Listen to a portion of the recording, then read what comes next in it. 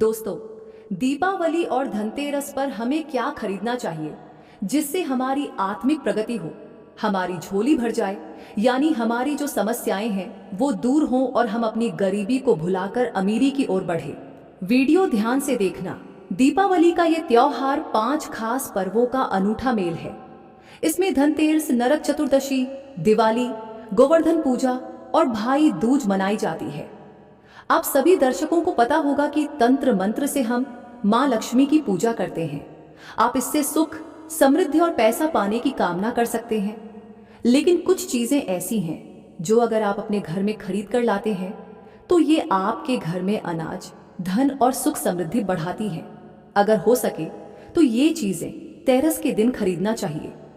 धनतेरस का त्योहार दीपावली से 2 दिन पहले मनाया जाता है। इसे धन्वंतरी त्रयोदशी भी कहते हैं और इस दिन जो वैद्य धन्वंतरी और कुबेर जी महाराज, हम इनकी पूजा करते हैं। धन्वंतरी को वैद्य कहा जाता है। इस दिन कुबेर जी महाराज और माता लक्ष्मी को खुश करने के लिए लोग सोने या चांदी के बर्तन खरीदते हैं। इसे बहुत शुभ माना जाता है। इस वीडियो में मैं आपको बताऊंगा कि हमें घर में त्रयोदशी यानी धनतेरस के दिन क्या खरीदना चाहिए और दीपावली के दिन क्या लाना चाहिए ताकि हमारी आध्यात्मिक उन्नति हो सके। ये वीडियो ध्यान से देखिए। अगर आपके पास पैसे नहीं हैं तो ये चीज खरीद कर ले आइए, इससे आपकी झोली भर जाएगी। इस वीडियो में मैं आपको सारी जानकारी विस्तार से बताऊंगा। अगर आप इसे छोड़कर चले गए या बीच में ही चला गया तो आपको बाद में काफी पछतावा होगा, क्योंकि ऐसी जानकारी हमारी गरीबी को दूर करती है, बहुत ही कीमती होती है। अगर आप माता लक्ष्मी को मानते हैं तो कमेंट बॉक्स में जय माता लक्ष्मी जरूर लिखें। मैं जो सामग्री बताने जा रहा हूं उसे धनतेरस या दीपावली के दिन खरीद कर लाना न भूलें। दोनों दिन बहुत शुभ होते हैं। लिए इस वीडियो में जानते हैं कि दीपावली में हमें कौन सी चीजें खरीद कर लानी चाहिए जिससे हमारा आध्यात्मिक उन्नति हो, हमारी दीनहीनता और गरीबी मिटे। वीडियो को ध्यान से देखना। अगर अभी तक कमेंट बॉक्स में जय मां लक्ष्मी नहीं लिखा है तो लिखिए जय मां लक्ष्मी। सबसे पहले एक मिट्टी की सुराही जरूर ले आना। दीपावली के दिन मिट्टी की सुराही खरीदना चाहिए। ध्यान से सुनो। इसे खरीदकर लाने के बाद घर की उत्तर दिशा में पानी भरकर रखना है। ये धनतेरस के दिन करने से बहुत शुभ होता है। अगर तुम ऐसा करते हो तो तुम्हारे घर में कभी पैसे की कमी नहीं होगी। तुम सुराही की जगह घड़ा भी ले सकते हो अगर सुराही ना मिले, लेकिन इसे उत्तर दिशा में ही रखना है। माना जाता है कि उत्तर दिशा देवताओं की दिशा होती है और मिट्टी के किसी भी बर्तन में पानी डालकर अगर आप उत्तर दिशा में पानी रखते हैं तो ये पानी देवताओं को मिलता है। मां लक्ष्मी की कृपा से इसमें कमल जैसी खुशबू आने लगती है और वो आपके घर में आ जाती है। इसके पीछे एक कहानी है। प्राचीन समय में एक ब्राह्मणी थी जो बहुत गरीब थी। किसी गुरु ने उसे बताया कि मिट्टी की सुराही उत्तर दिशा में रखनी शुरू कर दे। जब उसने ये किया तो कुछ ही दिनों में उसकी गरीबी दूर हो गई।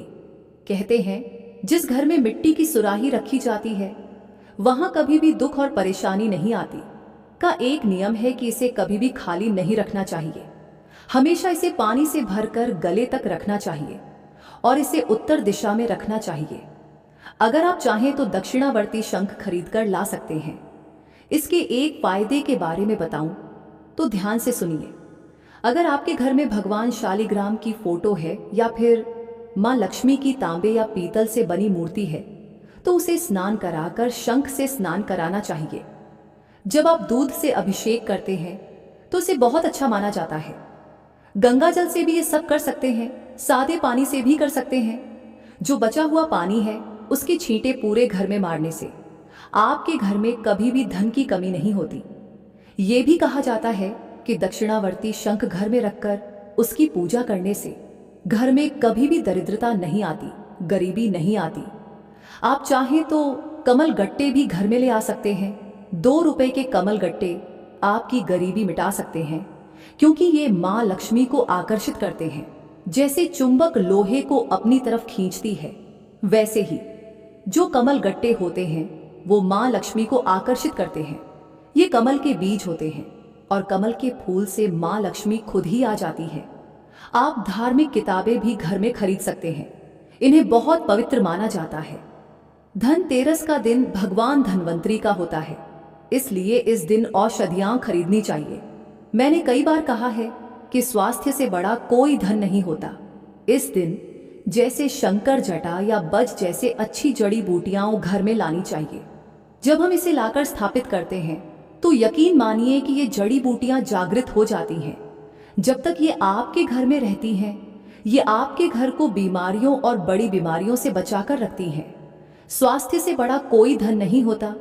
तो अगर आप चाहते हैं कि आपके घर और परिवार में कोई बीमारी न हो और आप हमेशा स्वस्थ रहें, तो धनतेरस या दीपावली के दिन आप किसी भी औषधि को अपने घर लाकर रख सकते हैं।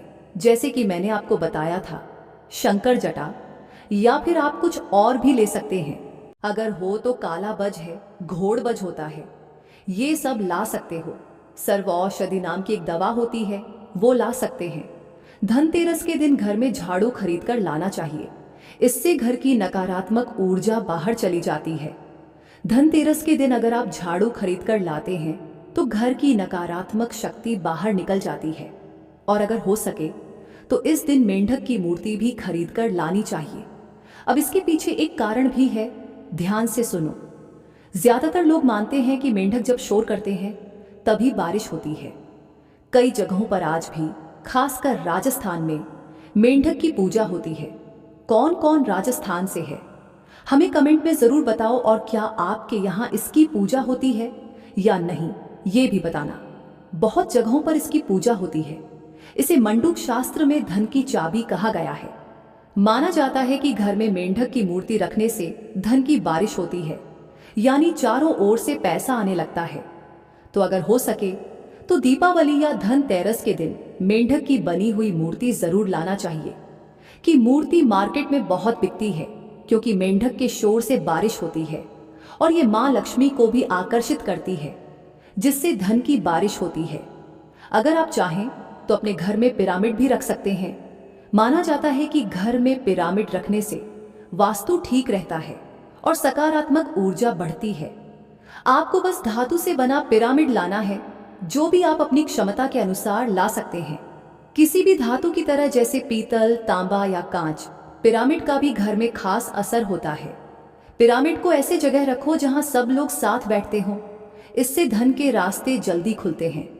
घर के लोग जब उस जगह पर बैठते हैं तो आपसी प्यार बढ़ता है। अगर आपस में कोई दुश्मनी है तो वो भी खत्म हो जाती है। पिरामिड सबके बीच प्यार का माहौल बनाता है। हमने खुद देखा है कि जहां सब लोग मिलकर बैठते हैं वहां पिरामिड रखना और उसकी पूजा करना बहुत फायदेमंद है। पाठ करने के बाद अगर आप इसे रखते हैं तो ये सिद्ध हो जाता है। सिद्ध पिरामिड रखने से सोचने समझने की क्षमता तेज हो जाती है। ये घर में झगड़ों को रोकते हैं और घर का माहौल साफ सुथरा रखते हैं। अगर आप चाहें तो कछुआ भी घर में ले आ सकते हैं। धनतेरस या दीपावली के दिन कछुआ भगवान विष्णु का अवतार माना जाता है और इसे घर में रखने से लक्ष्मी खुद ब खुद आ जाती है। मैं पहले भी एक वीडियो में बता चुका हूं कि धन देने का हक मां लक्ष्मी का है, लेकिन धन बांटने का हक प्रभु नारायण का है, भगवान श्री हरि। विष्णु भगवान ये तय करते हैं कि किसके कर्म के हिसाब से किसको कितना धन देना है। जब घर में कछुआ रखा जाता है तो इसे भगवान विष्णु का कच्छ अवतार मानते हैं। भगवान विष्णु का ये रूप माना जाता है और तभी घर में मां लक्ष्मी भी दौड़ते हुए आ जाती हैं। तांबे या पीतल का कछुआ घर में रखना बहुत शुभ माना जाता है। इससे लक्ष्मी जी खुश होती हैं। अगर आप चाहें तो भगवान वास्तुदेव की मूर्ति भी रख सकते हैं। पूरा संसार वास्तु पर निर्भर है। आप सभी जानते हैं कि वास्तुदेव की मूर्ति रखने से घर का वास्तु सही रहता है। अगर आपके घर का वास्तु मजबूत हो तो ऐसे घर लोग लाखों नहीं करोड़ों कमाने लगते हैं। ऐसे घर के सभी लोग जो उसमें रहते हैं सभी अध्यात्म की उन्नति करते हैं। जिस घर में वास्तु सही होता है वह हमेशा धन से भरा रहता है। उस घर में किसी चीज की कमी नहीं होती। हम आप सभी दर्शकों को ये अच्छी अच्छी जानकारी इसलिए दे रहे हैं ताकि आपकी अध्यात्म की उन्नति हो सके। अगर आप ये सारी चीजें खरीद कर ला सकते हैं तो भगवान कुबेर जी हैं या मां लक्ष्मी हैं। अगर आप उनकी मूर्तियां नहीं खरीद पाते तो उनके फोटो घर में लाकर रख सकते हैं। धनतेरस या दीपावली के दिन पूजा करना है तो इससे आपको उतना ही फायदा होगा जितना पिरामिड, कछुए या मेंढक की मूर्ति रखने से होता है। सबको ये बताना चाहूंगा कि इस दिन औषधि जरूर लाना। जैसे मैंने पहले बताया, जितनी भी औषधियां आती हैं वो आप घर में ला सकते हैं। शंकर जटा भी लाकर रख सकते हैं। इससे आपके घर को रोगों और दोषों से सुरक्षा मिलती है। घर में झाड़ू खरीदकर लाने से इसे लक्ष्मी का स्वरूप माना जाता है और इससे घर में अन्न और धन की कमी नहीं होती। इस वीडियो में सबसे पहले ये जानेंगे कि धनतेरस से पहले हमें क्या नहीं करना चाहिए या दिवाली से पहले हमें कौन से काम नहीं करने चाहिए। तो ध्यान रखें, फटे हुए कैलेंडर को अपने घर में मत लगाना। फटा हुआ कैलेंडर बुरा समय दिखाता है और बुरा समय अपने घर में नहीं रखना चाहिए।